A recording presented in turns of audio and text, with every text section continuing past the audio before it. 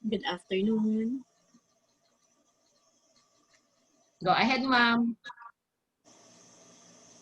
Our guest speaker for today is a teacher by profession with an entrepreneur's mindset.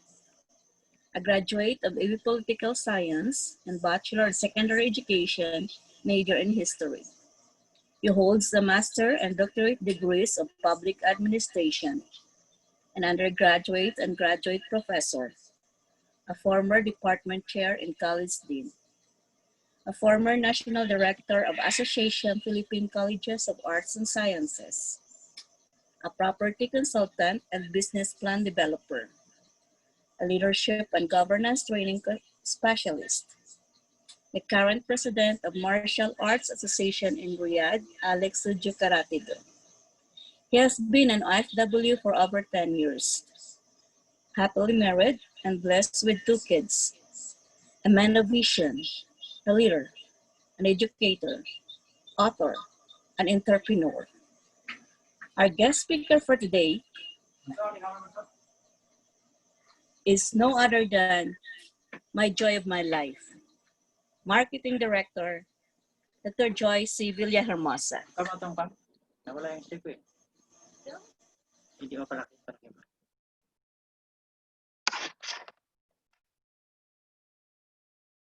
Ayaw eh.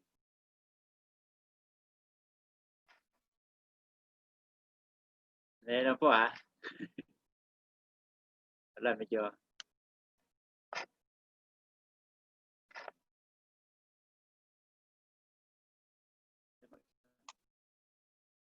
Kanina okay na tulo ko itong computer ko ah. Pa-expand yung screen. Ito nga screen share. Nakashare ba?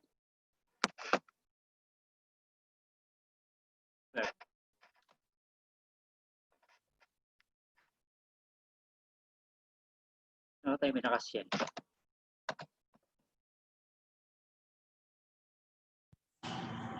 Naka-screen share na po, Ma'am Tess? Yes po, naka-screen share na, Doc. Okay. Yan na lang ating prayer at saka trainer's Okay, prayer. diba?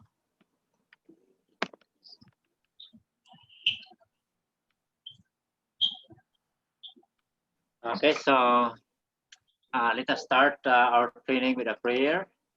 The True Millionaire's Prayer by Brother Bo Sanchez. Today, I ask you to bless me so that I may become a blessing. Lord, I commit myself to enrich others, not because I cannot give what I do not have. I commit myself to become rich. I commit myself to serve you and to serve the poor with my wealth. Today, I open myself to the abundance of your universe. Use me as a channel of love. Give me the ability to create wealth that will bless the world. I increase my financial wisdom and expand my territories. I place myself in your hands. In Jesus' name, amen.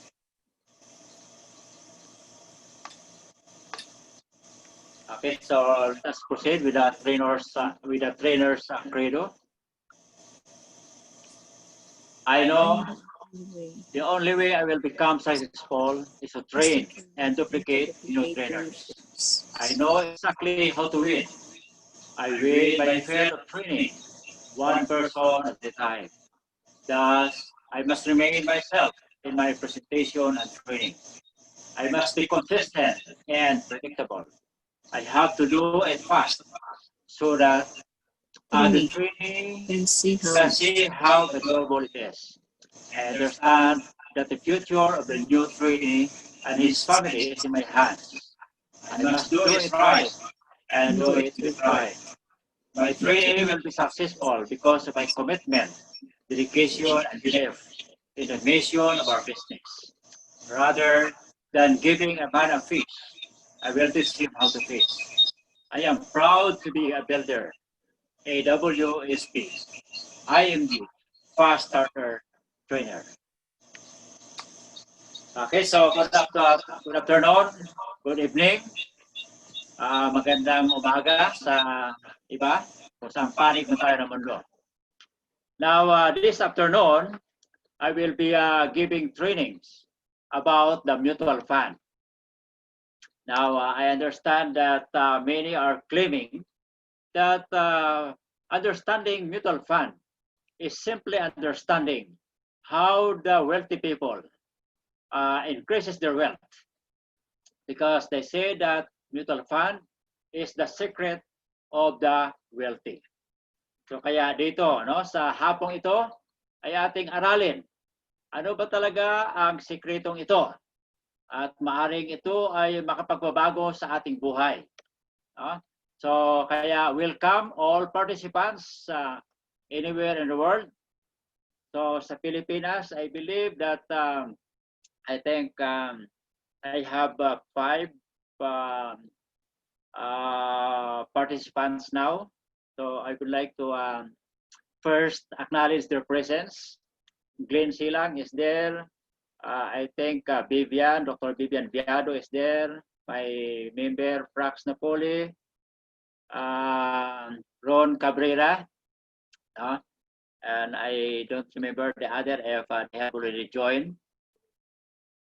So kaya welcome, no? Sit back, relax, and enjoy the show.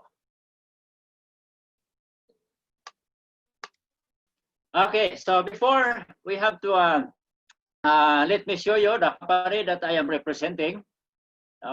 Although that I've been here in this company since last year when I joined, but my purpose of joining then was only to start with an investment. So I was not actively participating in the trainings. I did not even volunteer myself to conduct trainings, because at the time I was just my first mission was only to join in IMG, just to start with my investment. Kasi I have focused my investments on real estate. So makita ko itong IMG, nabago yung aking perspective, wherein I invested already, no, with the 3-in-1 investment of IMG, which is one way of actually setting up a solid financial foundation. Kaya before, dati kami ay nakafocus sa real estate lang, no? So we buy real estates, mga properties na yon. But eventually, when I learned about IMG, so I started, no, to correct the way of investment, the way we invest. So I started it right. So now I am only completing the remaining areas, no, or ladder by which we'll be able to complete the solid financial foundation. That including that investment that I have started last year is actually a mutual fund also. So kaya dito ngayon, although that I would like to tell everyone that this is going to be my first time, no, to conduct training about mutual fund. Although that you have been seeing me, hearing me, conducting trainings about the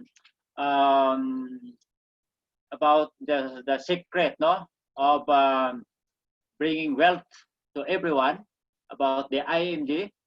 So and then I also gave training about Kaiser and also the partners training. And now conducting training about mutual fund will be my first time this afternoon. Okay, and I hope that you can bear with me, join me until the end of my lecture. So with that, this is what I am saying, no, that before we started our investment, no, focus on investment like real estate and some other investments, including those investments that are that prepares us, no, towards the last, no, journey on earth, no. So kaya we also have investments about St. Peter. We also have investment about Memorial, no, aside from the real estate that we already bought. Now, upon knowing IMG, so to complete this solid financial plan or solid financial foundation, so we acquired last year, no, the Kaiser, which comprises of healthcare, the protection, and the investment. And now, because that we have an existing investments that we are paying, no? So at least, no, in the next few years, we are targeting to eliminate this debt. Although those debts are actually good, no, good debts, because the properties that we bought will surely, no, be getting some increase of prices, or there will be an appraisal, no, of our investments. And now, the mutual funds actually will form part of another investment that we are building now, because mutual fund, the stocks, no, are also part of the investments. Although in my first investment in IMG, which is the Kaiser Healthcare, already have an investment side, wherein a part of our payment in that Kaiser investment is already gaining an interest, which is the investment side of the Kaiser Healthcare or Kaiser Health Builder. Okay. Now, in studying investment, no, so we need to understand the three financial stages.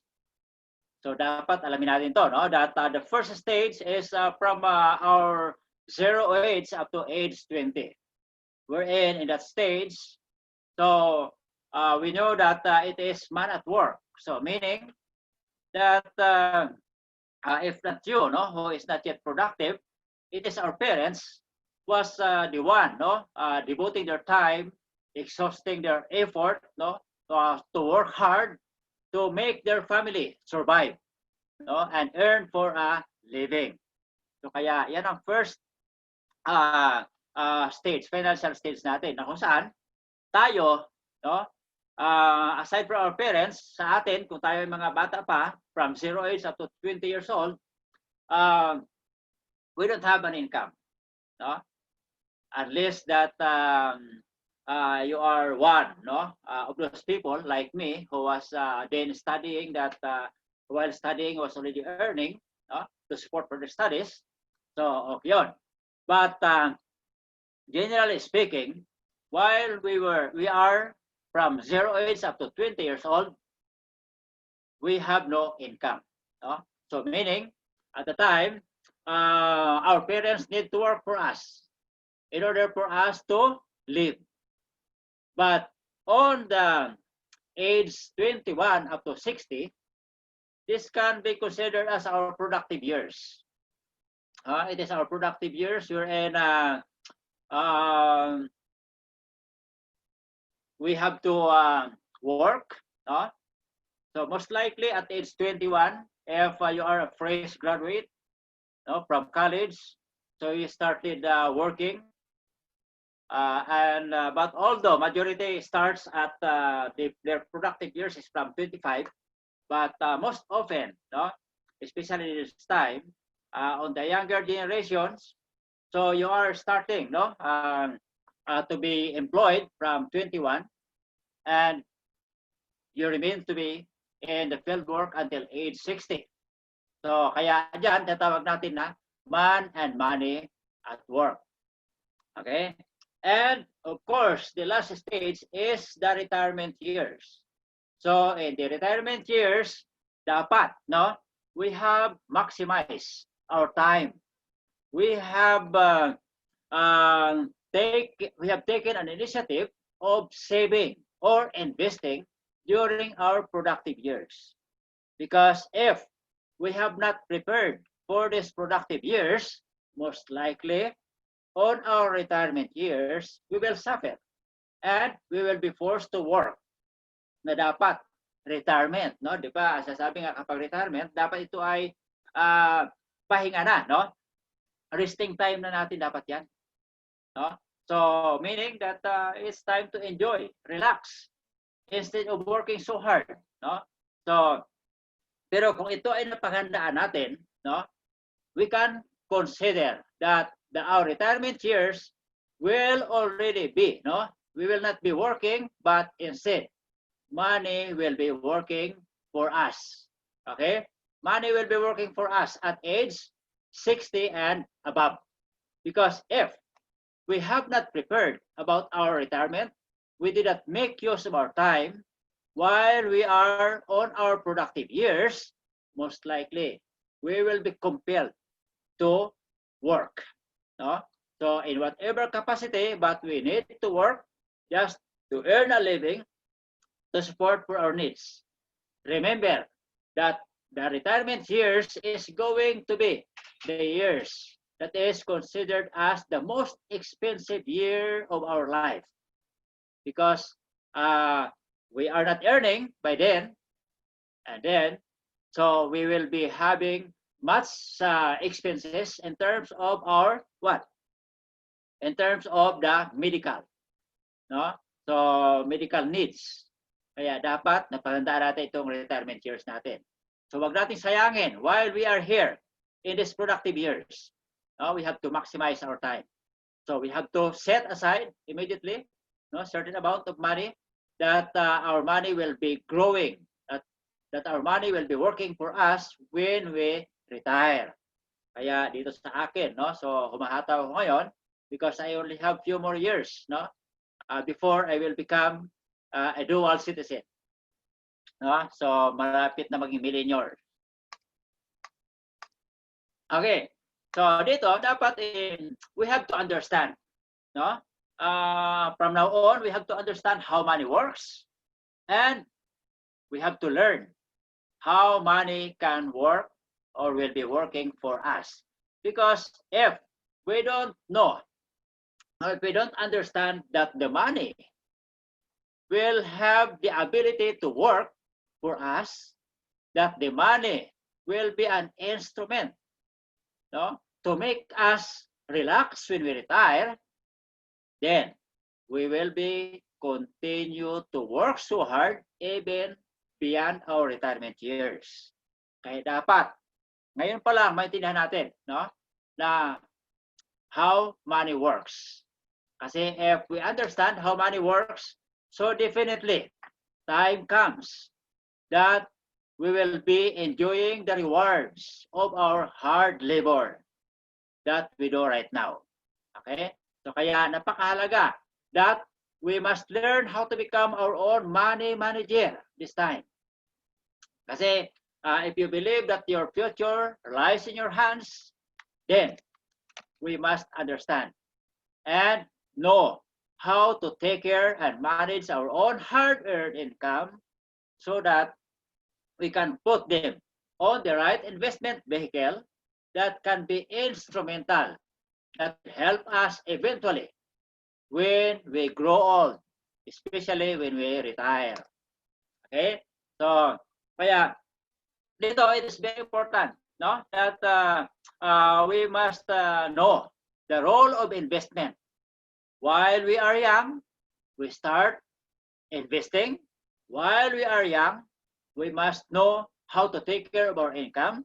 No, while we are young and capable, no, so we have to have different investment vehicles that will soon be working for us yung pera. Okay, kasi kapag hindi natin alam, no, we will be putting our money into the wrong investment vehicles. Therefore, your future will not be assured. Okay, so dito kasi, kapag sinabi natin investment, so it is something that an asset, no, that we purchase will give us, no, an income in the future. Ibig sabihin, if the value of money that you put into an investment vehicle right now, no, that in the long run, siya ay tataas ang kanyang value. Kapag sinabi natin investment, papataas ang value. Hindi natin matatawag na investment yung mga bagay na binili natin or bagay na sinabi natin nag-invest ako sa ganito. Pero the value is decreasing. Now, when we say investment, dapat ang value ay tumataas as time passes by. Okay? It generates income. It generates value, no? Additional value on top of the value of that investment that you put in. Okay? So kaya we have to understand that, no? So wag yung sabi na bumili ako ng sasakyan kasi investment 'yan. Well, that could be an investment if you use that vehicle in your business that generates income. Bumili ka ng sasakyan, ginamit mo para doon sa iyong catering services. Well, investment yun. Because of what? Because it helps generates income of your business.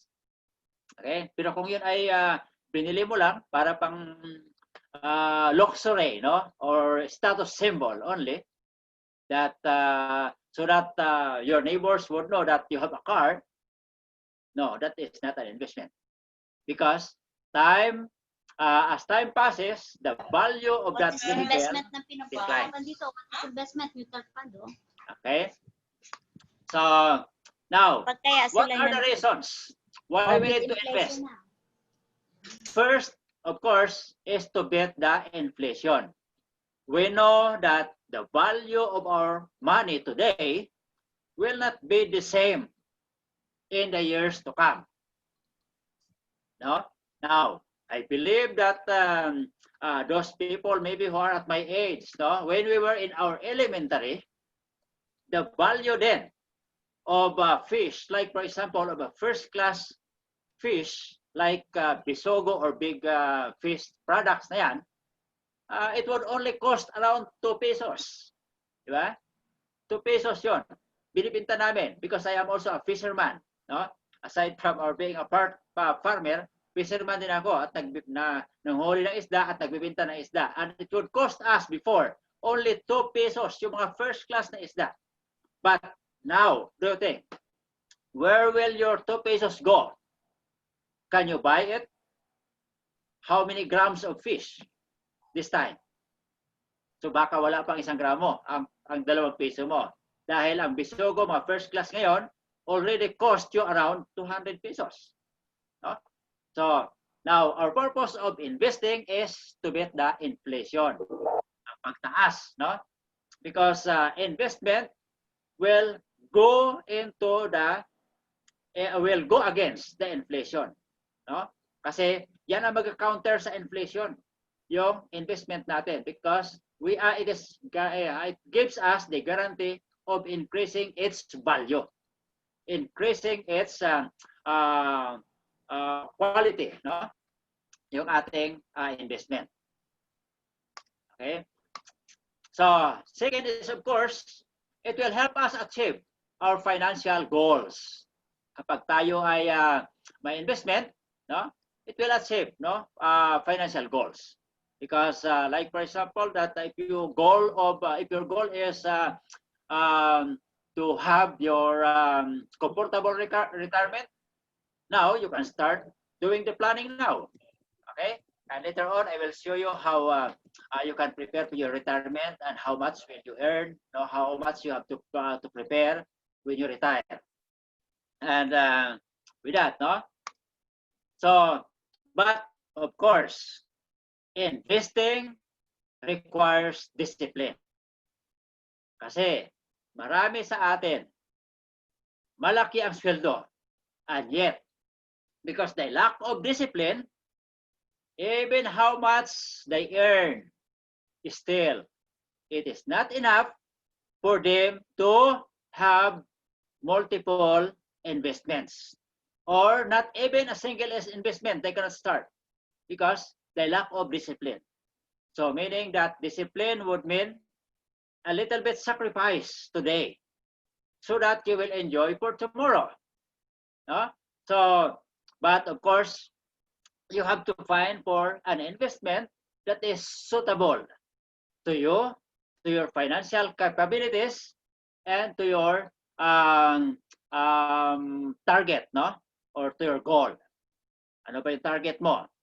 No, if you are targeting for several millions after 5 years, 10 years, and then you have to have that discipline. First is discipline.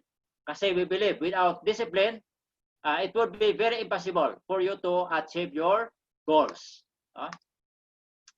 Okay, so now we need to know also some definition of terms in investment. No? So because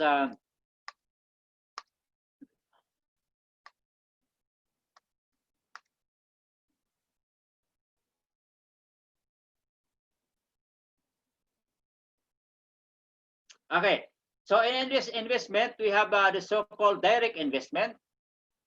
The direct investment is that it is a way of investing, no, into different investment vehicles, no, but it is you yourself will have to go directly into the financial instruments, no, into the financial agencies like the Call Financial, the MyTrade, the government, no, meaning that you are the one who should be putting or communicating directly and assessing, no, on the market. Ikaw mag-aaral ng market, the ups and downs of the market, trabaho mo yun. No? So meaning that you will be the one that who will handle, no, and responsible for the ups and downs of your money. You are the one who will be responsible of watching on the trends in the market. While the indirect investment is that there is an institution, there is a company wherein that will have to pull on the money from the investors, and then that that company, no, because in here, no, so in the direct investment, it requires big amount of money for you to start, for you to invest. While in the indirect investment, konti lang ang pera kailangan dito. Why? Because pool of investors' money, no, will have to be handled by the fund managers. So yung fund manager, yun ang mag-handle ng ating pera.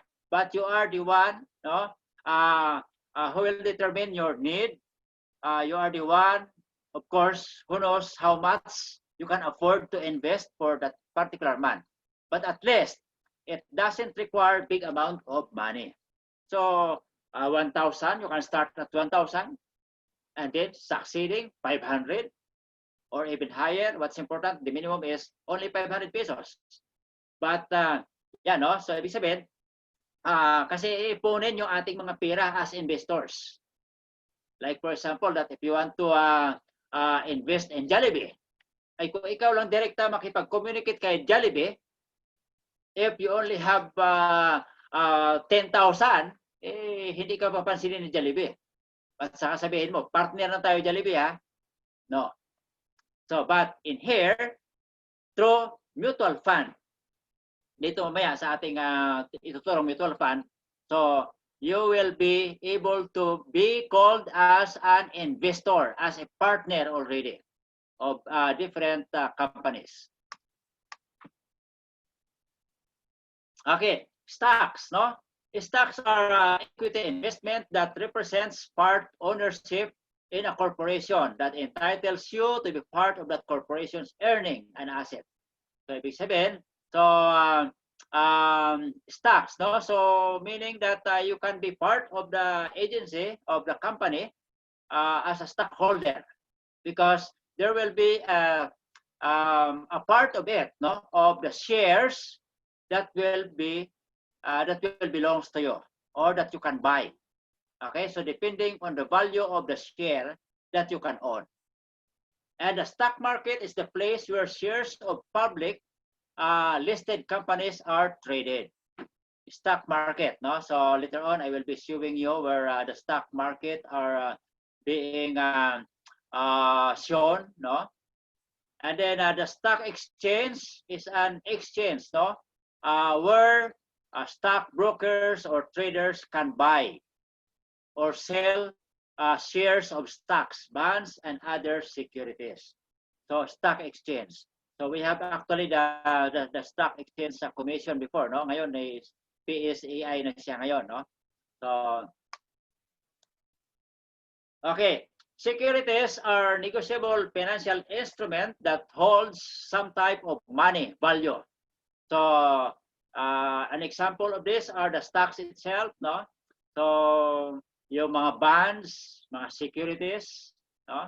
So yan ang mga negotiable instrument. It is with the government. And then the equity is the value of shares issued by the company. So yung equity, no? So the value of share. Sa mga kumpanya, may mga prices, yung mga per share nila na tawag. Let's say, mayroong company na yung per share nila is only 1 peso. May mga kumpanya na ang share nila is nasa 100, no? Per share, ang value, depende. And shareholder, ito, refers to as the stockholder or a person, a company, institution that owns at least one share of the company's stock. No? So, tayo, we can be a shareholder. Kumpanya ninyo can be a shareholder. So, ibig sabihin, what is important there is that you own one share of any company's stock. Okay? So, maya we would understand deeper about this. Okay, capital gain. So again, no? So we are still on the definition of terms. So capital gain, of course, refers to the profit. Ito yung kinikita, no? These are results from sale of capital assets such as stocks, bonds, real estate, no? Or any price that exceeds the purchase price. So, ibig sabihin, capital gain yung tubo. Tinubo ng isang kumpanya. Tinubo doon sa kanyang share. Okay? So, that exceeds. Like, for example, if you just you buy a stock of amounting to, let's say, 100 pesos, and then yung lumampas doon, i-capital gain mo na yon. Okay? And then dividend is the distribution of profits by the corporation to its shareholders. So dito naman, itong mga dividend na ito, normally, ito ay parang tubo, no? Earning on top of the earnings. Parang parang sobra-sobra, no? Na doon sa mga kinita, kaya ito ay dinidivide, binabahagi doon sa mga shareholders. So tulad natin, di ba? Kumita ng husto si Jollibee, no? At alam niya na sobra-sobra na yung kanyang kinita. So yung mga dividend nito, ito i-distribute sa atin, no? I-distribute sa mga shareholders. Equal distribution yan, base doon sa iyong share naman, no? Kung ilan yung share mo, doon i-divide sa base sa share na ibili mo. Okay. Ito yung Philippine Stock Exchange. Okay, so it is tinatawag na pamilihang sapi ng Pilipinas. Dito sila nagkakaroon ng trading, no? Dito nagti-trade, dito pinapakita, no? Ito sila nag-aaral, ito yung pinaka establishment or institution that handles, no? Doon sa ating mga pera, kung paano lumago ang ating pera. Dito nilalaro, kung sa parang casino, no? In other money business. And then the Philippine Stock Exchange Index, PSEI, is a stock market index of the Philippines Stock Exchange Commission consisting of 30 companies. So ibig sabihin, mayroong mga pangunahing kumpanya sa Pilipinas, no? Na kung saan sila yung talagang pinaka-front doon, no? Na kung saan sila yung naglalaro sa merkado, no? Na kung saan sila yung primary participants, no? Na nakakuan diyan sa Philippine Stock Exchange, mga prime movers, no? Ng Philippine Stock Exchange. So And then, of course, for direct stocks, no, so they have a representation of the smallest piece of ownership. So dito, so we have participation, they have a representation sa mga companies. So ito, ito mga direct stocks used by the companies to raise money for a capital for expansion. So madalas ito ginagamit, no, na kung saan may mga projects ang isang kumpanya. They give their stocks, no, their shares doon na kung saan open to the public, no, parang parang bidding, ika nga, no, and someone has to trade the stocks, no, dito sa itong PSEI na to, no, PSEI. Kaya kung makikita ninyo, dito ginagawa ang mga trading, ito ang inaaral nila, no. So ito yung mga prime companies. So we have ito yung 30, no, PSEI, no, ang mga stock index. So itong Ayala Corporation, Aboitiz, no, so Ayala Alliance Global, Ayala Land, BDO. So ibig sabihin, these are the big companies, no. We have the Metro Banks, Megaworld, Meralco, no, Pure Gold, Robinsons, Security Bank, SM, PLDT. So all these companies, no, ito yung mga front. Ito nga pala si Jollibee, no, Jollibee dito rin. So these are the 30, no, index companies. Okay, so now why we are investing on stocks, no? Because in here our money earns through capital appreciation. Okay, are you still there? Can you hear me? Yes, Doc. Okay, good. Yes po. So, okay, thank you po. So hindi naman mabilis, tama-tama lang ba? Yes. Okay, kung medyo mabilis, baka na-excite na ako, no?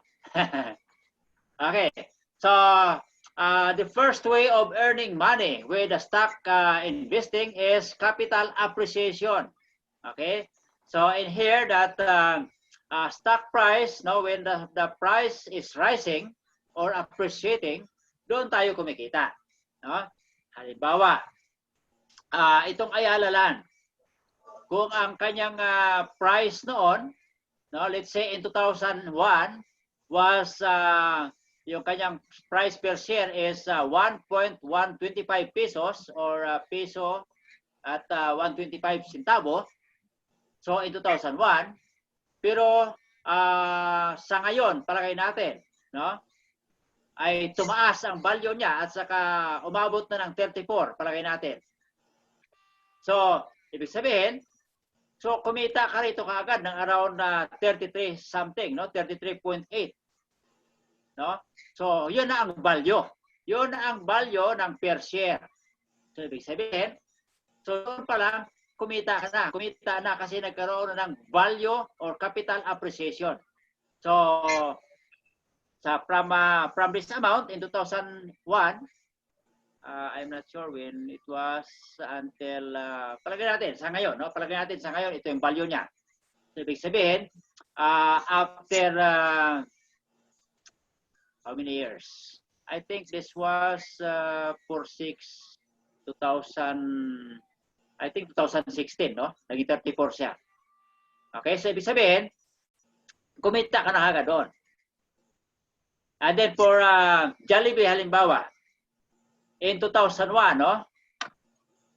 In 2001, ang price ng Jollibee per share was only 6.87 pesos in 2001. Sa ngayon, 140 na, no? So ibig sabihin, so 140 versus 6.87, so it's around 132, no, something. So yun, capital appreciation. So doon pa lang kumikita, no? So kapag ikaw ay nakisabay rito, no, sa ganitong halaga, nung pumasok, nag-start ka ng investment mo sa ganito, ngayon ito na, ibig sabihin kumita. in only one share. No? So, depende yan sa number of shares na mabili mo. Ay kung may 10 ka na shares sa Jollibee. Yan. So, kaya dyan, kumikita tayo sa capital appreciation. So, dividends, no? So, a dividend is the distribution of reward, no, from a portion of company's earnings and is paid to a class of its shareholders. Okay? So dividend. So, ibig sabihin, ito, madalas narinig natin dati, no? Yung natapos niya sabi na dividendo. Kaya mayroong dividendo tayo. So, ibig sabihin, kumita, no? Kumita ang kumpanya, no? So, saan yung sobra or labis na kinita ng kumpanya, ito ay binabalik, no? If you are familiar with the cooperatives, ito madalas na ginagawa ng mga cooperatives. Ibig sabihin, yung mga pera natin doon na nakalagay sa kooperatiba, no? Pagkatapos ito ay kumita, yung kinita na yun, i-distribute yun sa mga members ng cooperatives. Yung natawag nating dividend. So likewise, dito sa mga stock investing, ay meron ding mga dividends. No? So ibig sabihin, maliban doon sa value appreciation, ang value appreciation, it is the value of your money, no? That you have invested in stocks na kumita, na tumaas ang value niya. Kaya value appreciation. Ngayon, ito naman, dividends naman, ito yung kinita, kabuuhan, no, na kinita ng kumpanya na kung saan ito ay ibinabalik doon sa mga shareholders. Okay? And then, mayroong mga positive at saka negative, no, side ng stock investing. Positive side nito, yung pros nito, the best instrument for a long-term investing. So, kaya kapag nasa stocks tayo, dapat wag nating isipin na pag nag-invest ka ngayon, no? After 1 month, kukunin mo na agad ang pira mo kapag kumita, no? No? So, and then after, kasi long-term ito dapat sa stocks, no? Long-term investment. Kaya napakaganda nito kung kayo ay medyo bata-bata pa, no? So, let's say you have a goal after 10 years, ay napakalaking pira, no? Depending on the amount that you put into your investment. And best way to stay ahead of inflation. No? So, kaya ito, actually, ito yung pang-bet natin sa inflation, ang stock investing. Kasi nga, through stock investing, ang value nito kapag long term, no, yung appreciation ng value, walang bumababa na value ng stocks, ng shares of stocks. Kaya kung ikumpara mo, no, 10 years ago, ang mga value nila, yung mga stocks nila ay hindi bumababa yan, pataas ng pataas yan. Kaya ibig sabihin, kapag tumataas ang value ng mga stocks, especially in the long run, no, tataas din ang pera mo. Okay? Wag mo lang kunin agad kasi mayroon ding negative side ito, no? Ang negative side dito, you have to do it yourself sa stocks, no? Ikaw ang mag-aaral ng mga chart, ikaw mag-aaral ng market timing, ikaw mag-aaral ng mga nakikita mo sa mga news, no? Ibig sabihin, dapat mong alamin, dapat mong aralin talaga, no? Itong stock investing. And then, stocks is good. Good stocks require at least big amount of money to start. Okay, sa stocks, kasi ito ay isa sa mga direct, no? Direct investing ito. So, kaya medyo kailangan na may pera ka to start. No? So, although that there are companies that handles, no, na kung saan makastart ka at least 5,000, no? Like in Call Financial and some other investment companies. So, pwede ka mag-start. But, okay. And then, stock market is volatile and risky. Volatile at risky talaga itong stocks. Kasi una-una, ups and down. Ngayon, down ang market. No? So, taas, baba yan. But in the long run, pataas ang pataas talaga yung market. So, kaya medyo volatile and risky. Kaya ang iba naman, ginagawa nila, no? Buy and sell ang ginagawa. So it is no longer investing. Kapag ginawa mong buy and sell, hindi yun investing. Ang tawag noon ay trading. No? Trading yung tawag noon. Kaya sa stocks, dapat hayaan mo lang. No? So patagalin mo. Bumaba, taas, bili ka ng bili. No? Kaya lang aralin mo bago ka bumili. And then, emotional roller coaster. No? Ang mangyari sa'yo. Kapag nasa stocks, investing ka. Kasi sa stocks, since na mayroong fluctuation no? Up and down siya So, minsan, nasa heighten ang excitement mo dahil, oops, kumita ka. Ngayon, biglang bumaba. Anak ko, depressed ka na naman. No? So, and then, umangat ng konti. Oops, medyo umangat na konti ang moral mo naman. No? Makakabawi naman ako. Ay, what if? Nag-decline ulit. Bagsak mo ulit ang value, ang share. So, parang nasa roller coaster. No? So, kaya ito actually, ito mga titingnan no? Kapag nasa stock investing ka, dapat ito, makikita mo, no? So, ikaw mag-aaral ng kung magkano ba yung last value niya, last price niya, yung quantity per bid, no? So, ilan yung available, no? So, yung mga naka-green na yan, available yan. So, ilan yung asking kanya, no? Value. Okay. Ilan yung volume. So, ito, aralin mo ito kapag ikaw ay nasa stocks trading. Sa stock market ka. Okay? So, pero mamaya, ipagpakita ko sa iyo ang pagkakaiba kung tayo ay nasa mutual fund. Remember that my topic is about mutual fund. Pero ngayon, pinapakita ko muna sa inyo kasi ang mutual fund ay nakarely din dito sa stocks. No? Kaya lang, pagkakaiba, mamaya, malalaman niyo kung bakit iba ang stock, ang mutual fund. Ang kagandahan ng mutual fund as against dito sa ikaw mismo, no, sa direct investing. Okay. Why invest in stocks? No? So, kasi nga, ito yung mga kumpanya na ito, no? So, ikaw ay consumer ka nga, pero investor ka rin. Ibig sabihin, the more you patronize these companies, no, the more that it earns. Kumikita siya. Kapag kumita ito mga kumpanya na ito, kikita ka rin. Di ba?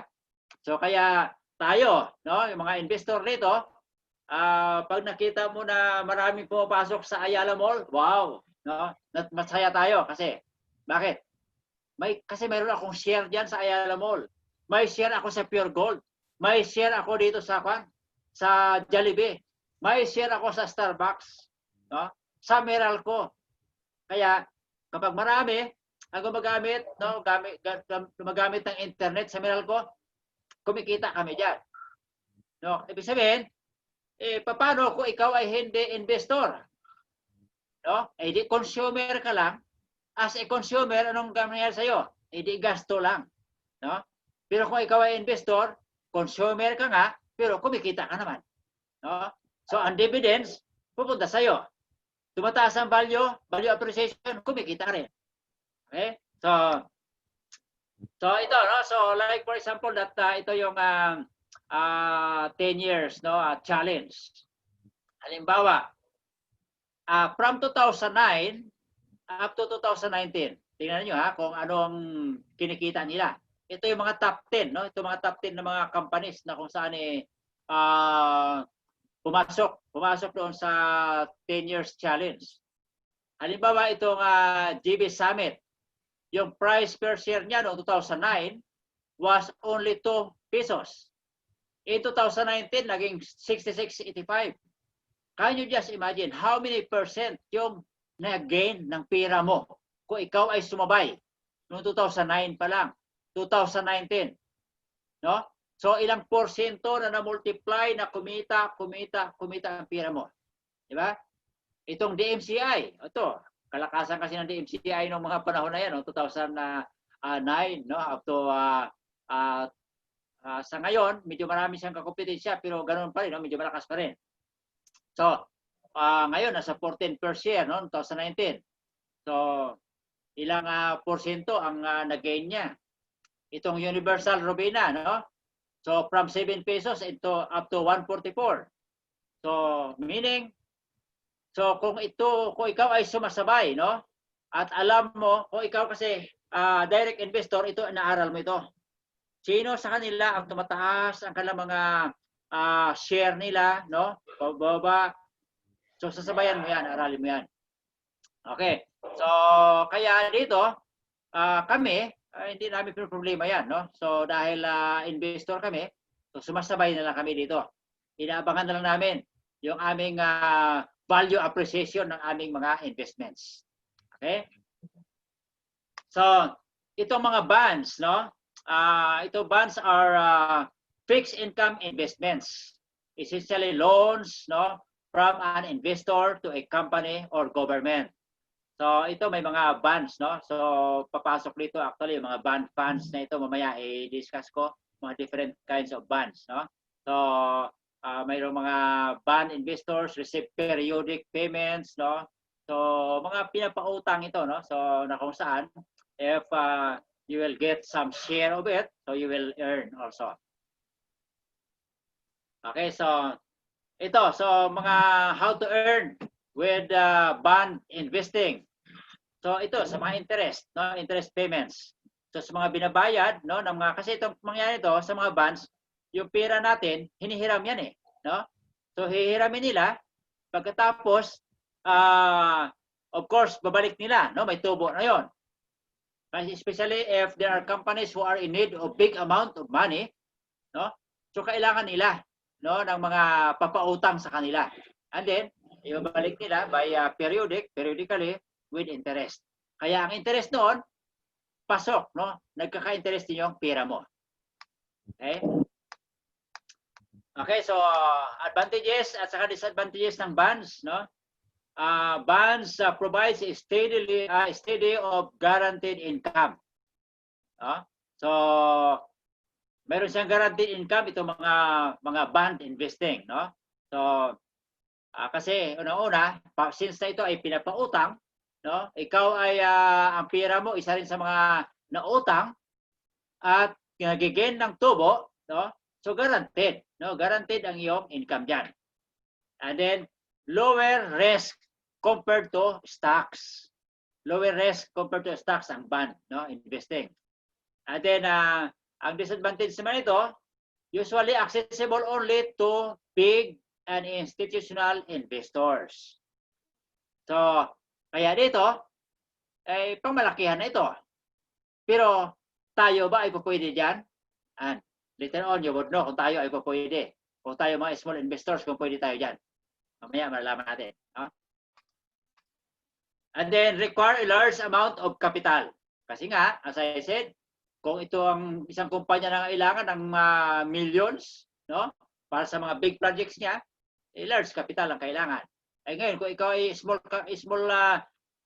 capital lang mayroon ka, ay hindi ka makapag-participate.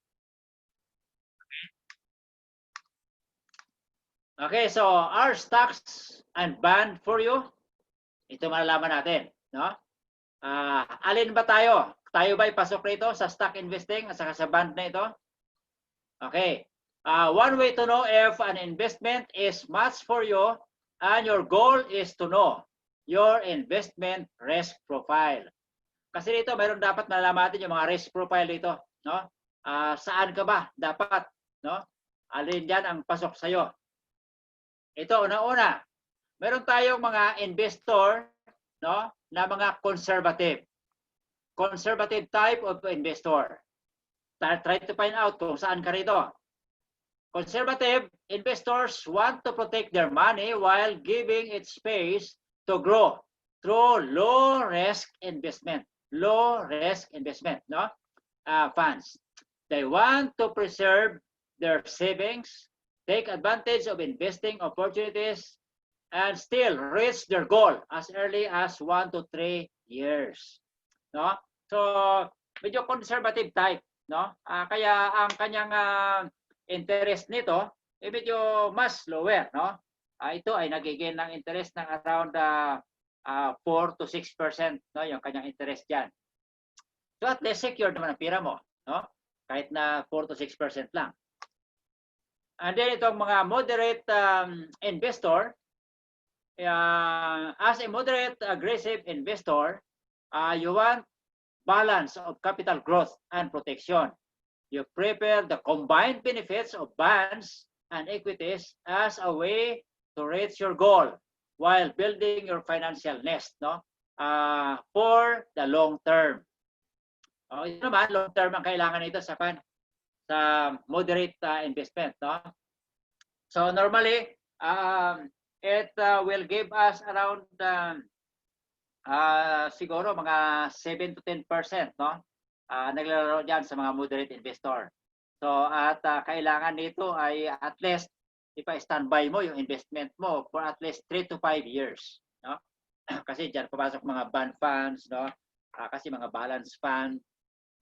So mamaya.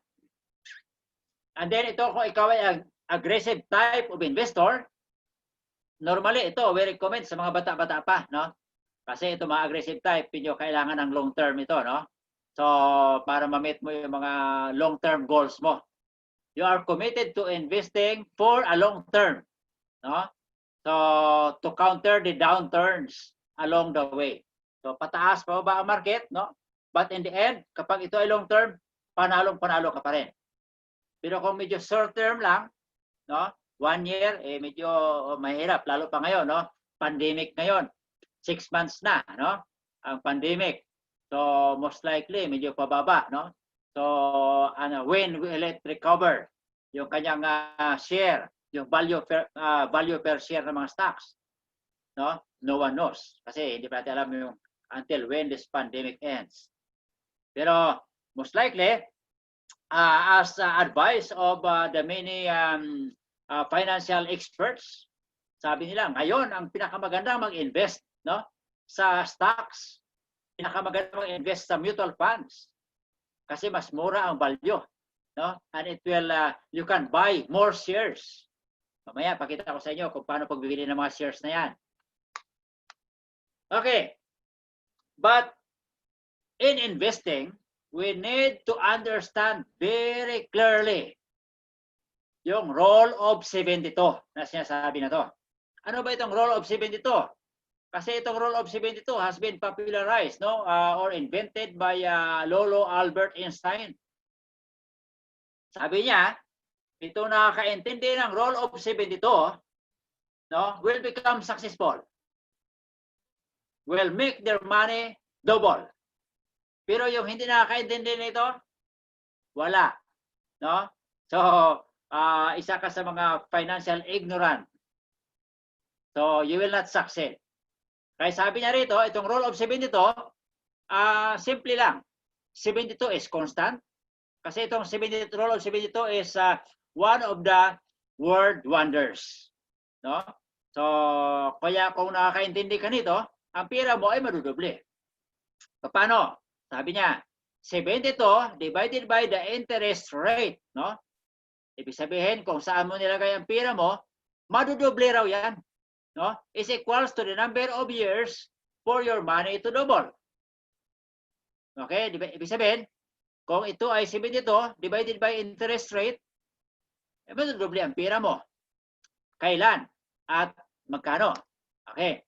Halimbawa, tayo kasi, we normally put our money in the banks. Diba? So sa bangko, normally banks is giving 1%. 1% ang bangko. Ito ay sa mga time deposit pa ito. So, meaning that if you put your money in banks that gives you 1% interest rate of your money, so meaning 72 divided by 1 is equals to 72 years. So, ibig sabihin, if you are 20 years old now, you put your 10,000 pesos in the bank, by after 72 years, wherein you are already 92 years old, kung buhay ka pa, your money becomes 20,000. No? Kasi nadoble na, 10, naging 20,000 after 72 years. Diba? So, yan. Pero, sa mga nakakaintindi, they don't put their money in banks. Bakit? No? Kasi mayroong mga other investment vehicles that gives you higher interest rate of your money. ito sa mga bond funds na ito, no? Sa mga bond funds, no? Ito yung mga tinatawag nating mga moderate, no? So your money, meaning that 72 divided 4, your money will double after 18 years. Halimbawa, you are 29 years old, you have 100,000 pesos, no? Since that 4% ang interest, after 18 years, madudoble ang pira mo. So meaning, 29 plus 18, you are 47 years old, your money becomes 200,000. And then another 18 years, at 65 years old, your money becomes 400,000. Kung yan ay nasa 4% lang.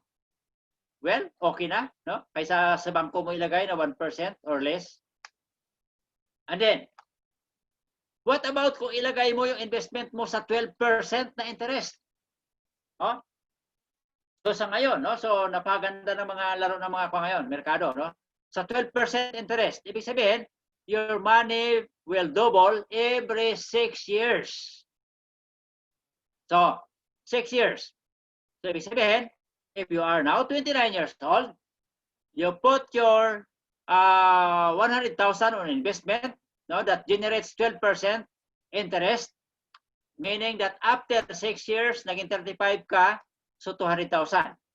Another 6 years, 41 ka, naging 400,000. Another 6 years, 47 ka, naging 800,000. Another 6 years, so 1.6 at 53. At 59, naging 3.2 million. At 65, naging 6.4 million. No? So, kayo just imagine. Meaning, it is only the interest rate, no, determines how much you will earn, how much or when your money will double. Okay? So, ito tulad ito ng mga equity at saka mutual funds, no? So, sabi nga, people who don't understand how money works, they end up working for money. Kasi hindi natin alam eh, no? Dati talagang hindi natin maintindihan, kaya trabaho ng trabaho, so akala natin sweldo, enough na yun, no? At isi-save sa bangko, okay. And then, but sabi, people who understand how money works, they let money work for them. Ito, di ba? Once mo lang nilagay ang 100,000 mo when you were 29 years old, hinayaan mo na. Pero after 35 years, naging 6.4 million ang pera mo. Di ba? Wala ka nang ginawa. Because your money is working for you. Okay. Kasi ito yung fund. Ito yung mutual fund. Mutual fund is actually ownership. Ibig sabihin, we are partners. So, ownership siya, we buy according to the number of shares, how much can we buy based on our money, at dapat ito ay nasa long-term investment. Okay? Long-term investment ang mutual fund. So, hayaan natin ang pera natin that will grow itself, no? At ang kagandahan sa mutual fund, no? So, mayroon tayong mga mayroon tayong mga fund managers, ika nga. So, mutual fund is a type of financial vehicle made up of a pool of money collected from many investors. So, ibig sabihin, kung ikaw ay isa sa mga investor, no, isa sa mga investors, kung 100 tayo, ina-collect yung ating pira, no? And has been put into a mutual fund. Kaya malaki na rin. Di ba? Pero kung ikaw lang mag-isa, hindi ka makadirekta na makapag-invest ng pira mo kay Jollibee. Sabihin mo kay Jollibee, Jollibee, I have 1,000 pesos. Gusto ko maging partner na kita. Okay? Para bawat may mga kumakain dyan ng burger, may party ako. May kumikita ang pira ko. Hindi. Kasi pool of money collected from many investors. Kaya dito tayo ngayon sa IMG, no? Kaya marami tayong members ng IMG Kaya ang pera natin ay invest doon sa mga securities like stocks, sa mga bonds, mga money market instruments, no? And then sa mga mutual funds, no? Kaya itong mutual funds na ito ay na-handle ng mga fund managers, mga professional fund managers, no? So they will take care of our money. Sila mag-aaral, sasabi ko kanina, sa mga index na yon, no? Sa PSEI index na yon. Sila mag-aaral ng ups and downs ng mga value ng mga market shares doon. So sila na magbabasa ng mga newspaper. Sila na mag-aabang kung kailan yung trading time, no? Sa stocks, sa stocks exchange na yon. Okay? So lalo pa kung tayo ay OFW, unless nagising ka na ng madaling araw, no? Para abangan doon yung trading sa umaga.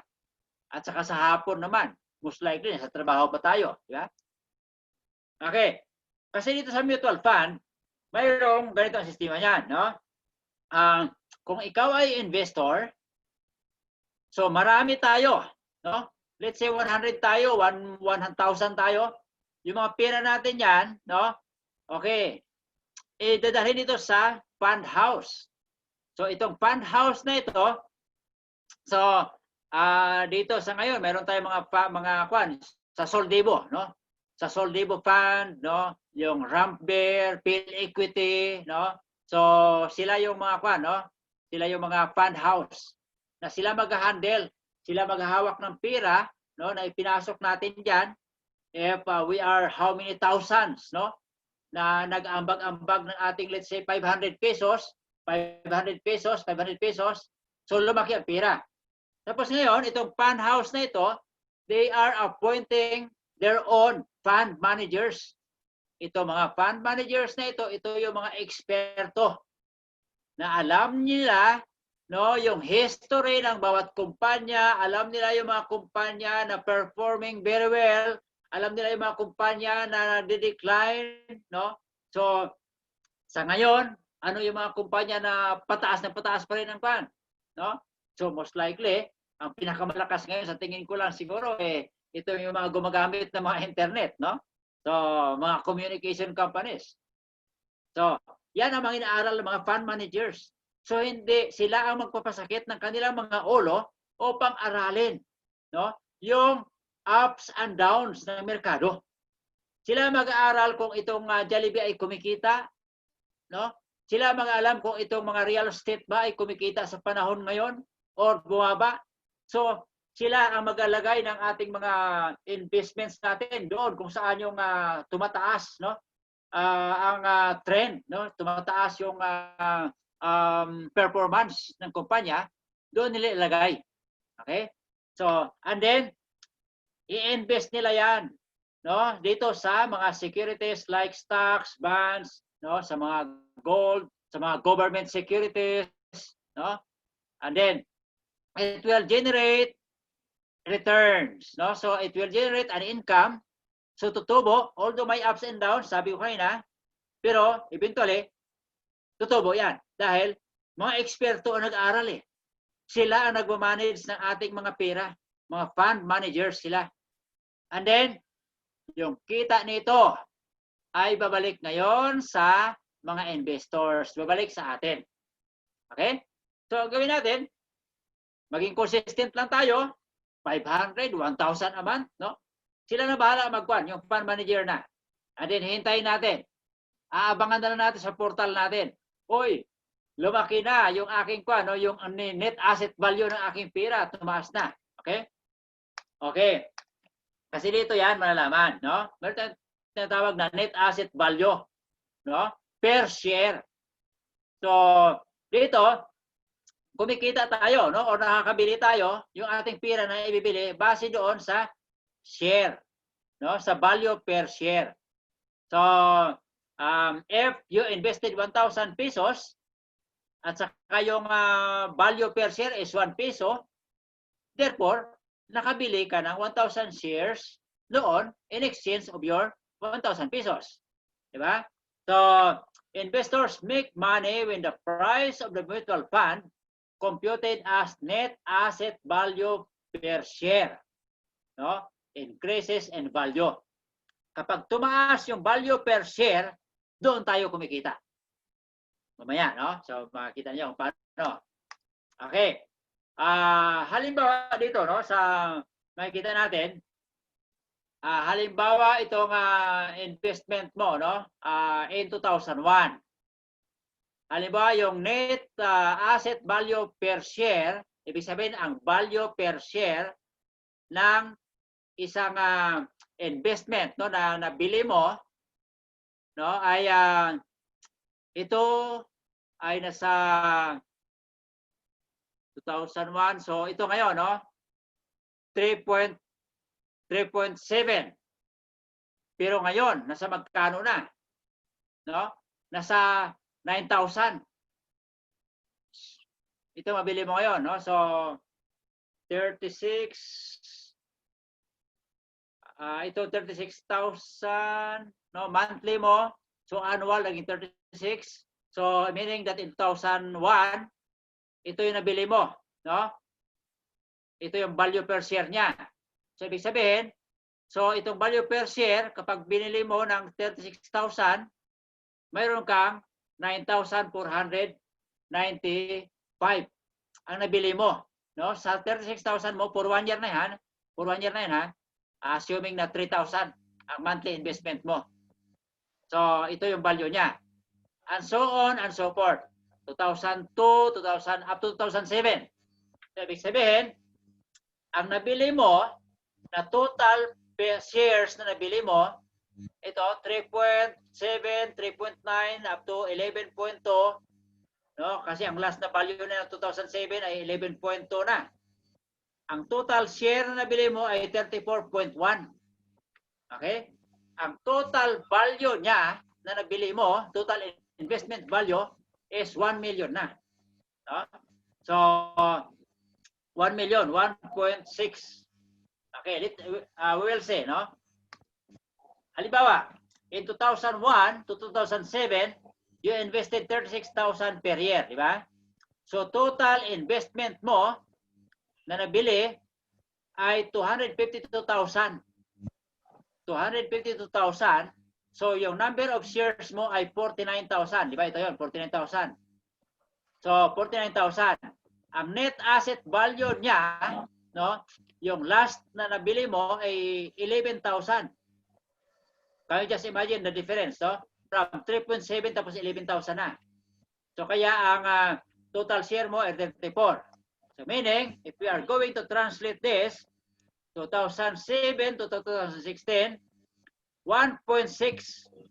Ito, 1.6, di ba? Yung value, no, ng investment mo, total investment value, 1.6 na. So, ang total number of shares was 49. Di ba? 49,000. Ito yun. Ang net asset value niya ay 34,000.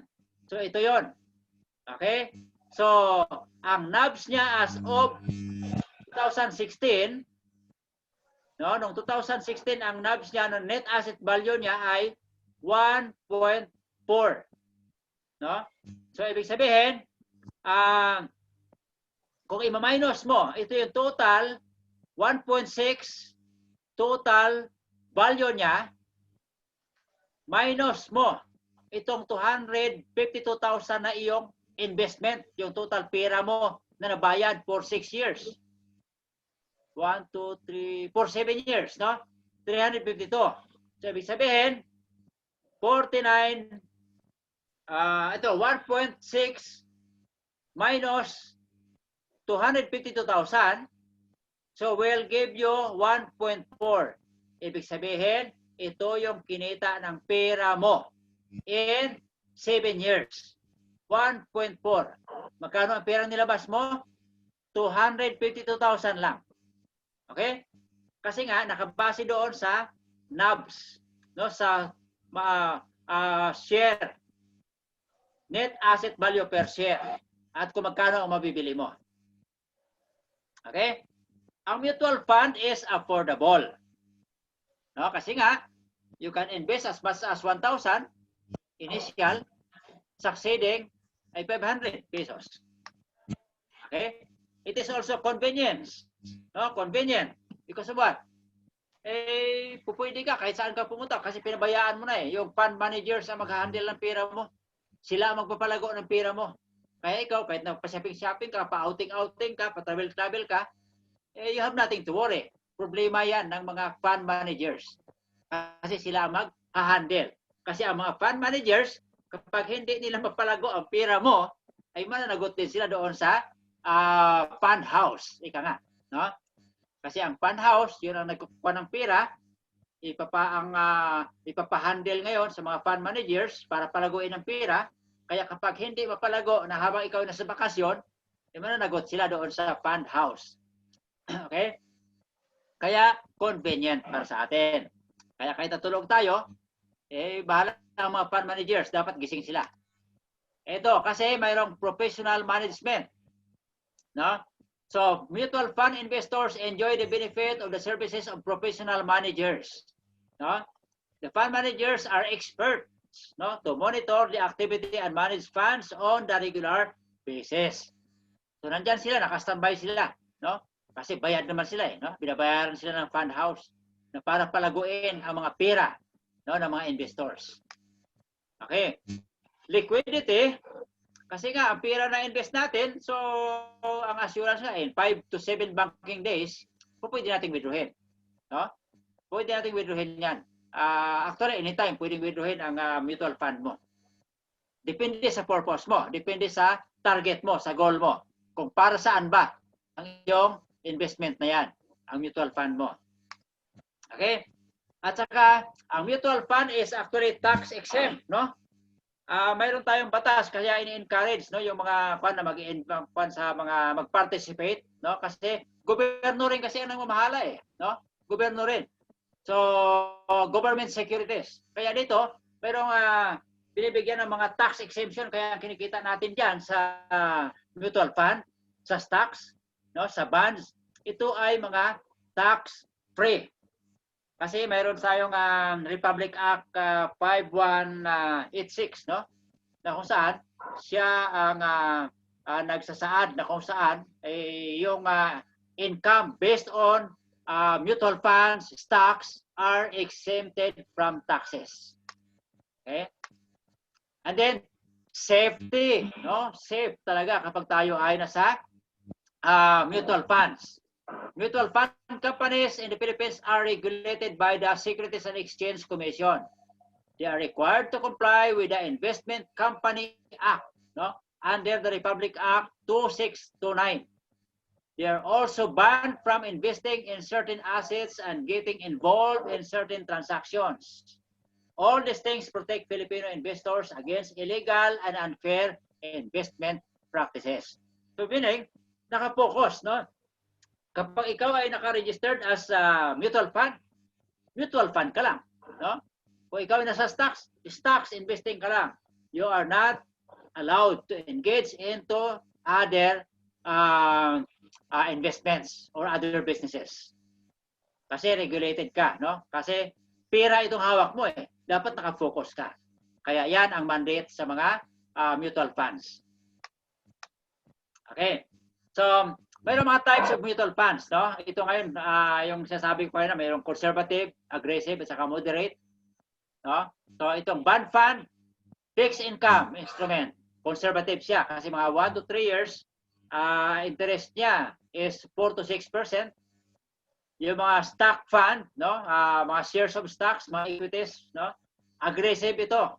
No? Medyo long term ang kailangan. 5 years and above. Pero ang guaranteed na ako naman ito is mga 10 to 18%, no?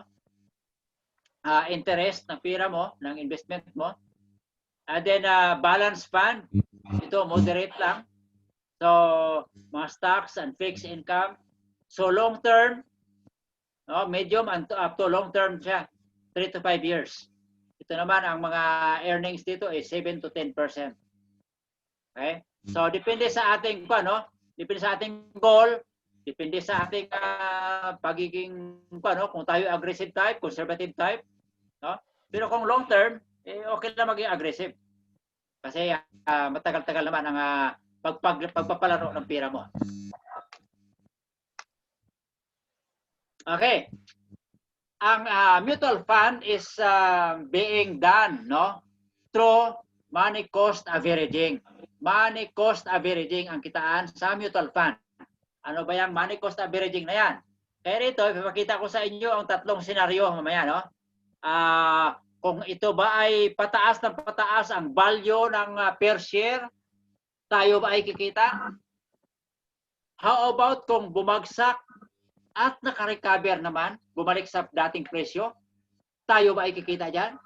Or from mataas ang value per share at bumulusok at hindi na nakabalik sa dating presyo, kikita ba tayo dyan? Yan ang tanong ngayon, no? So, ngayon, ipapakita ko sa inyo yung iba't ibang senaryo na yan, no? Kasi, kailangan talaga disiplina, no? Sa mutual fund. Okay. Ito ngayon. Ito yung first scenario. Assuming you have your 100 pesos per month. 100 pesos per month for the next 6 months. Titingnan natin ha kung kikita ang iyong 100 pesos per month. I-invest mo. So, first month, ang value per share ay 10 pesos. No? So, ibig sabihin, 10 pesos per share, nakabili ka ng 10 share. Okay? Second month niya ay nasa 12 per share. So, nakabili ka ng 8.33 shares ang nabili mo.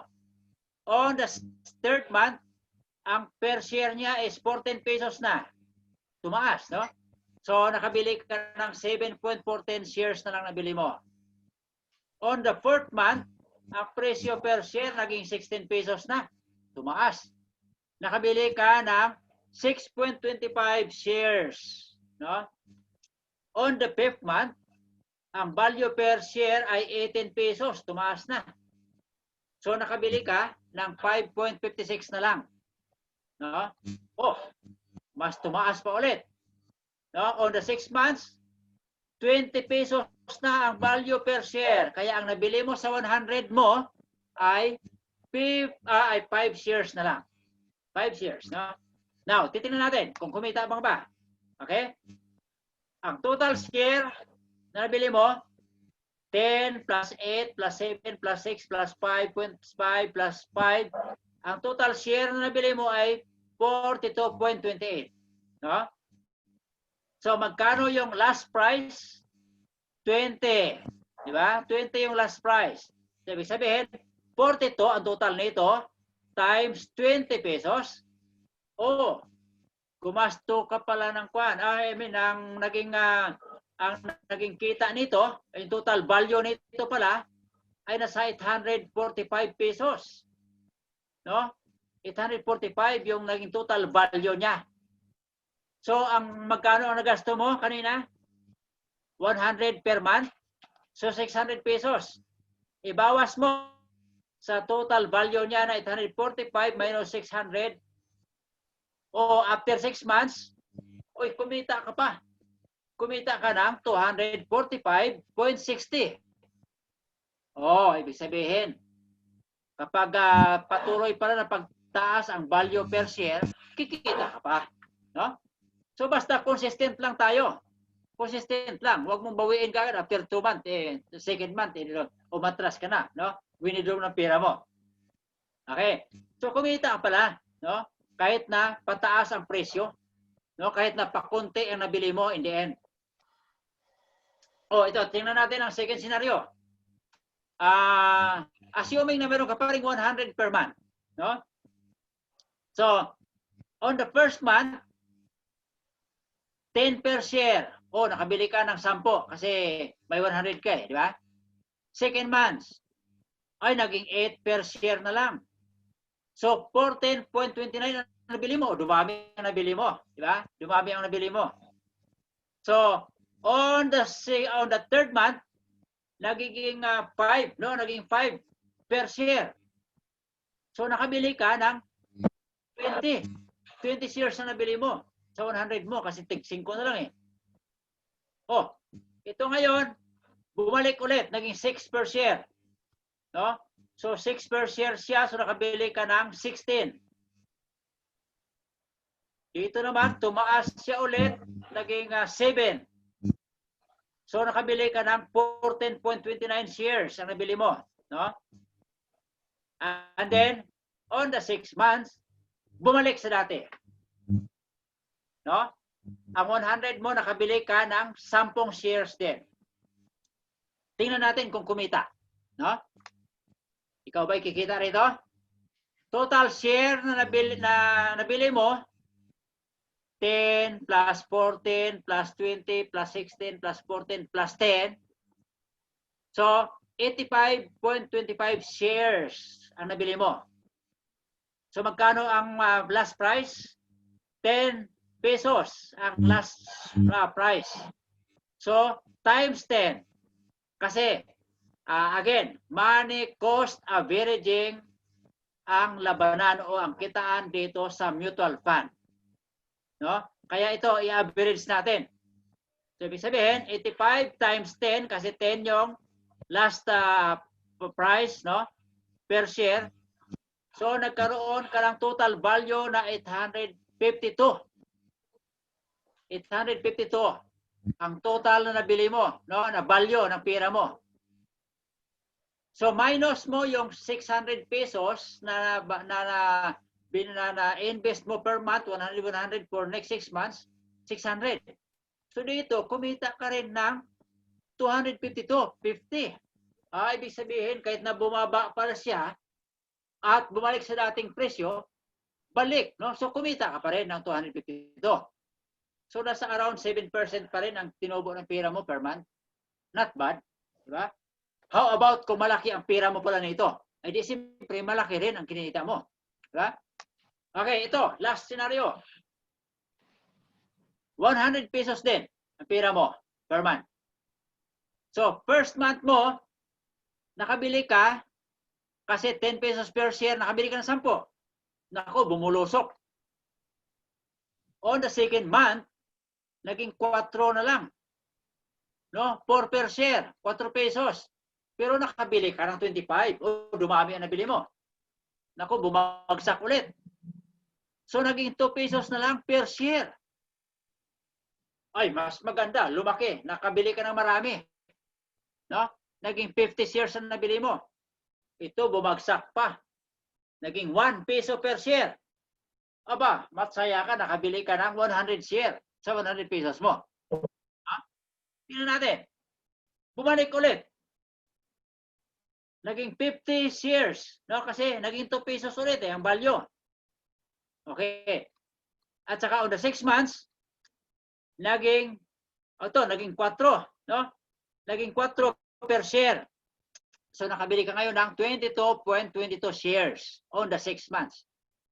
Okay, remember ha, 600 pesos ang lumabas na pera mo rito. Tingnan natin kung kumita ka. Total shares is 257.22. Ang last price, no? Per share ay nabili mo ng 4, no? 450 pala, 450, no? 450. So, ibig sabihin, 257 times 450, ang total ng value ng nabili mo ay 1,157. No? Yan ang naging pera mo ngayon. Yung value niya. Eh, since na gumasto ka ng 600 for 6 months, ay di kumita ka pa rin pala ng 557.49. Ay not bad, no? So, ang kinita mo for 6 months, no, average per month is 15.5%. Abay, napakaganda, no? So, ibig sabihin, ito ang laro, ito ang labanan sa mutual fund, no? Kaya panalo pa rin kahit na bumaba, no, ang value per share, no? Panalo pa rin pala tayo. Basta tayo ay consistent lang sa ating pag-invest, no? So, tulad nito halimbawa, we'll say, no, ano pagkakaiba? Kung one time na ikaw ay nag-invest for 1 year, 12,000. Ang net asset value per share was 1.1, no, 1.1340. per share. Ang nabili mo, ibig sabihin, 10,582 shares. So pareho yan, pababa, for 12 months. Pero kung ito ay nag-invest ka ng 1,000, 1,000, 1,000 for 12 months, ibig sabihin, 12,000 pesos. Pareho, di ba? 12,000 din. Pero since na ang value per share ay paiba-iba per month, no? So ang total shares na nabili mo ay 11,952. Ay dito lamang ka. Ibig sabihin, panalo ka rito. No? So kaysa dito sa one time. Kaya maganda pala, wag one time. No? So staggered. No? So monthly, consistent ka lang. Kikita ka.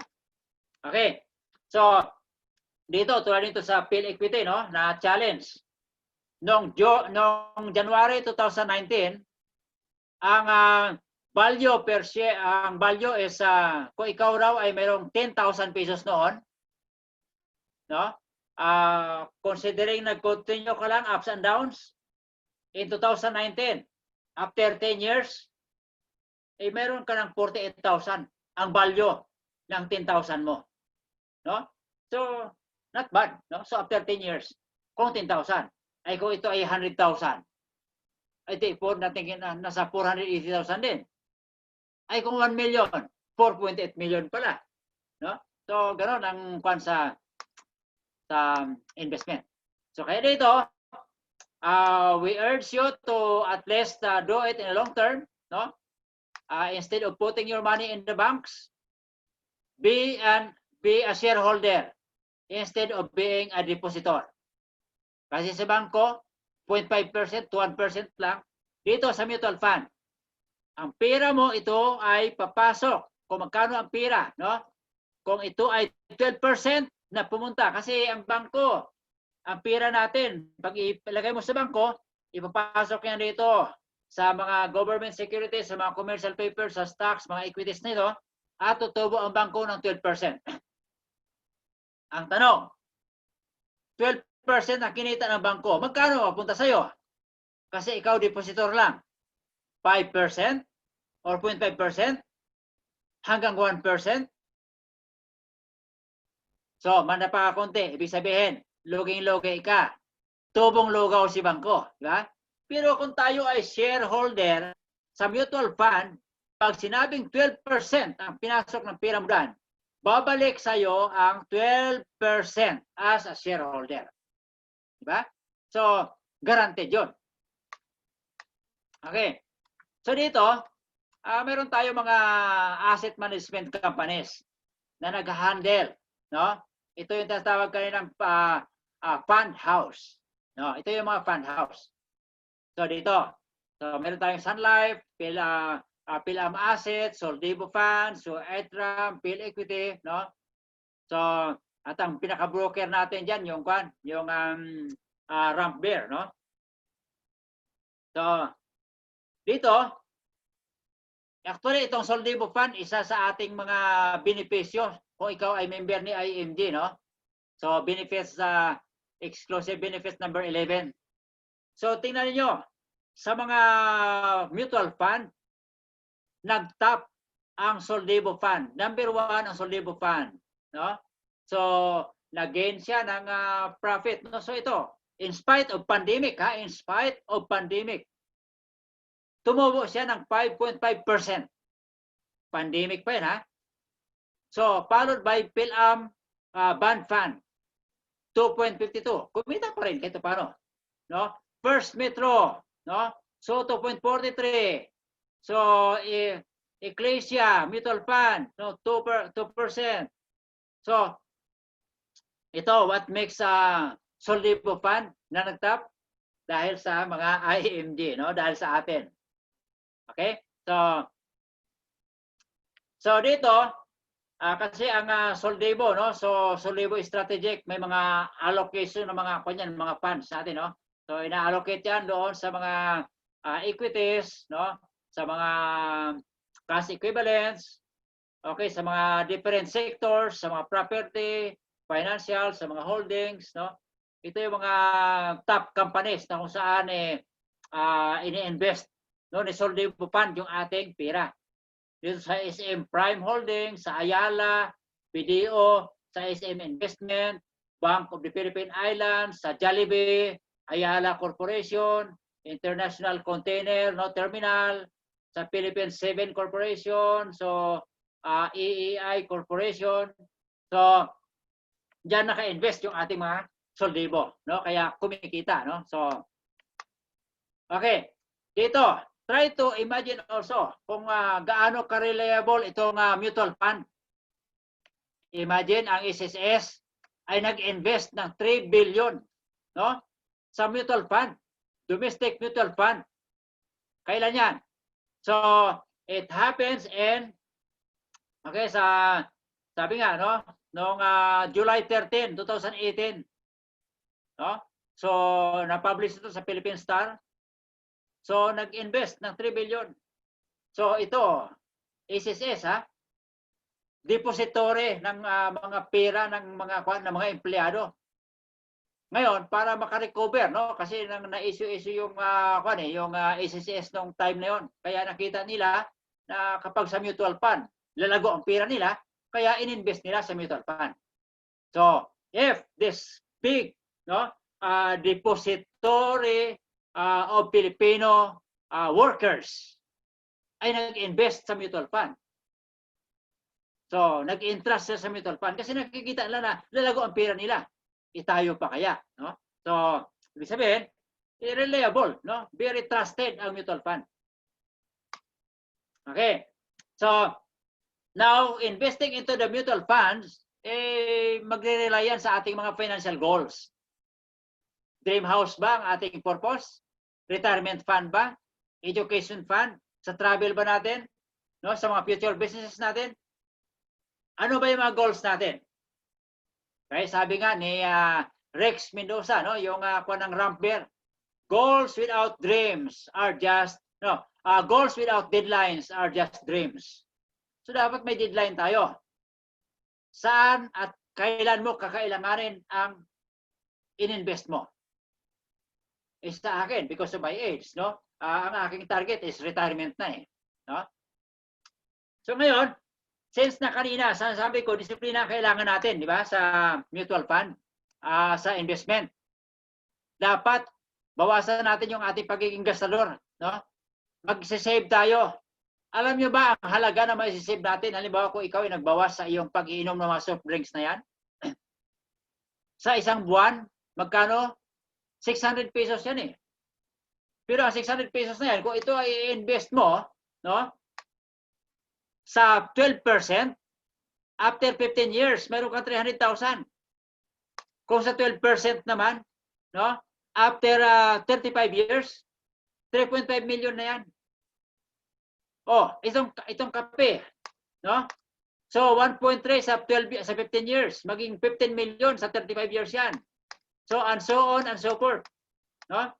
So, ibig sabihin, kung ito pala ay gumagasto tayo ng 600 sa mga soda na sa soft drinks, sa kape na yan, para tayo Starbucks halimbawa, no? 2.6 to 6 per month.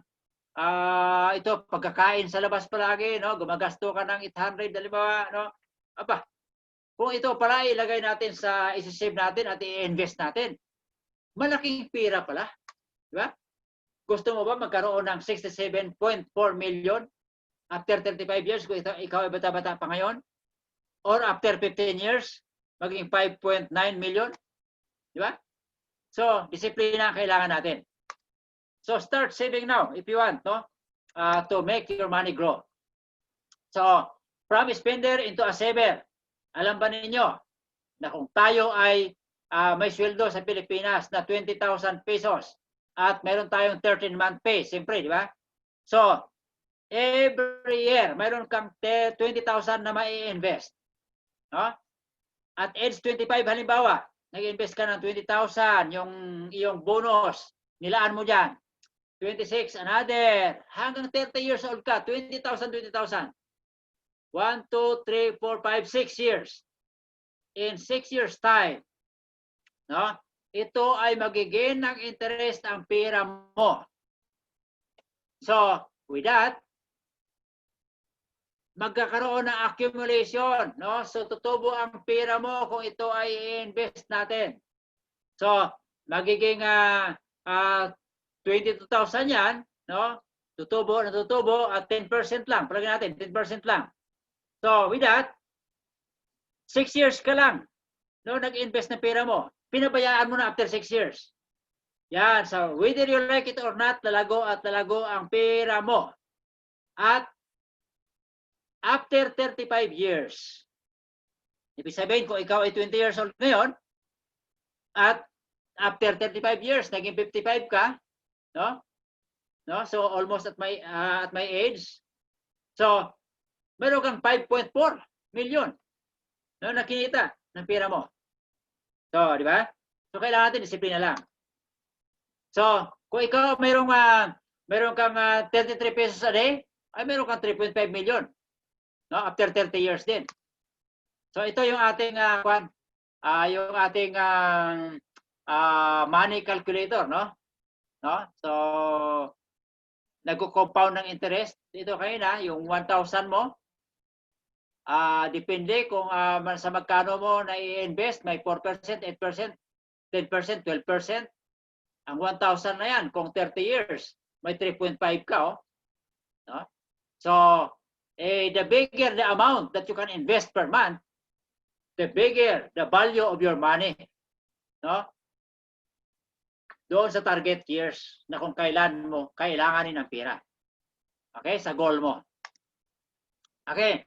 So, kailangan natin lang, no? So, just learn about it, plan, and then take action. No? So, make it happen. Execute your plan. Kaya nga sabi, no? Kung wala kang balak humakbang ngayon, no? Hindi mo marating ang gusto mong patutunguhan. Nakatingin ka lang sa success, ayaw mong simulan mahakbang, hindi mo ma-achieve, hindi mo marating yung goal mo. Okay? So sabi nga, no, ni Warren Buffett, if you don't find a way to make money while you sleep, you will work until you die. No? So ibig sabihin, you will work until you die kapag hindi mo raw alam kung paano palaguin ang pera mo kahit na ikaw ay natutulog. Okay, happy investing. Maraming salamat po sa ating lahat. Go back to you, CEO Tess, SM Des, at kung sino pa yung mga dyan. At kung may mga tanong, handang sagutin niya ng ating mga senior marketing directors saka ng ating CEO. Go back to you, CEO Tess. Congratulations! Give natin po ng virtual round of applause ang ating speaker for tonight. Any shout out po, Tito MD speaker? Sandali po, tingnan ko sino yung aking mga kwan. Ito si David Lois. Saan ba siya ngayon? Hello David, saan ka? Dave? Dito sa Riyadh pala, sa Riyadh si Dave. Okay, So, yes. I think si Dave, ito yung ating bagong member kahapon. Ikaw po to, Dave? Hello, Dave. Hello, Dave. Ikaw ba yan, yung nag-member kahapon? Yes, Doc. Ako po to. Okay, thank you. Welcome, no? So, I hope na mayroon kang bagong learning ngayon. Okay po. Salamat po. Congratulations, And then, ito si Leah, no? Si Miss Leah, ito na sa Riyadh din ito. Le, thanks for coming. I hope may natutunan. And then, ito, si ating, itong soon-to-be marketing director natin, si Brother Oge, no? Si Oge Jimenez. Wow. Actually, nasa kwan siya ngayon, no? So, in 2 days time yata, nakadalawang bagong member si Oge. At Mayla. Congratulations. Okay, so